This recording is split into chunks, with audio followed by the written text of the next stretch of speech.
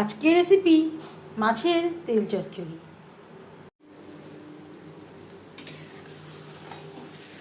নমস্কার, আমি বন্দনা। আমার কিচেনে আপনাদের সবাইকে স্বাগত জানাই। আবারও এসে হাজির হয়েছি বেগুন দিয়ে সিলভার কাপ মাছের তেলের একটি রেসিপি নিয়ে। দেখে নেওয়া যাক আজকের এই রেসিপিটি। আজকের রেসিপি বেগুন দিয়ে মাছের তেল চচ্চড়ি। 3 চামচ রিফাইন্ড অয়েল গরম করে নিয়েছি। দিয়ে দেব পেঁয়াজ কুচি, চেরা কাঁচা লঙ্কা।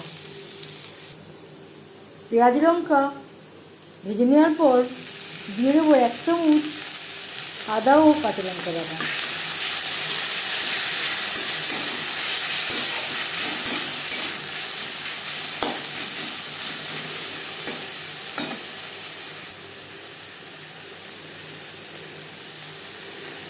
দু 3 মিনিট নাড়াচাড়া করে নেওয়ার পর দিয়ে দেবো মাছের তেল। এখানে আমি সিলভার কাপ মাছের তেল নিয়েছি।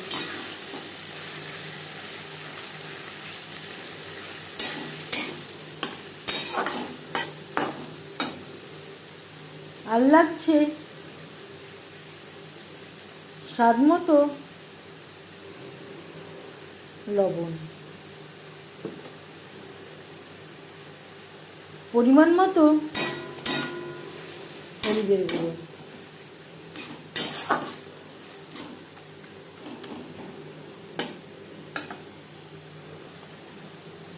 দু 3 মিনিট রান্না করে নেওয়ার পর দিয়ে দেবো বেগুন।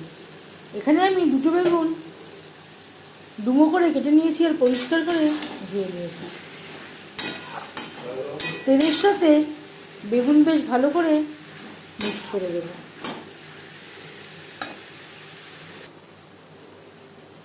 আরও 2 3 মিনিট রান্না করে নেওয়ার পর গ্যাসের ফ্লেমটাকে মিডিয়ামে রেখে ঢাকনা চাপা দিয়ে বেগুন সেদ্ধ হওয়া পর্যন্ত অপেক্ষা করব। মাছের তেল বেশ ভালো করে মেল্ট হয়ে গেছে, বেগুনও সুসিদ্ধ হয়ে গেছে। এইভাবে রান্না করতে হবে, বেগুন সেদ্ধ হবে কিন্তু গলে যাবে না। এবার যাচ্ছি ফাইনাল স্টেপে। দিয়ে দেব একটা টমেটো, যেটা আমি ছোট ছোট টুকরো করে কেটে নিয়েছি।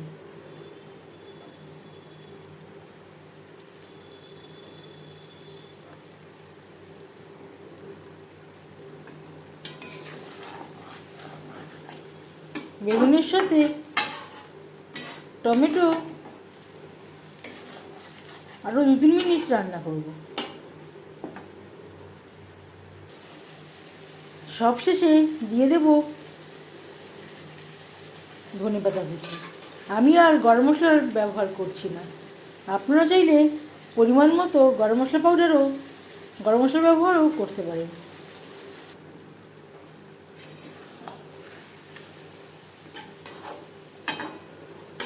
গ্যাসের ফ্লেমটা বন্ধ করে দেব। ঢাকনা চাপা দিয়ে 5 মিনিট স্ট্যান্ডিং টাইমে রাখবো। এবার যাচ্ছি সার্ভ করার প্রসেসে।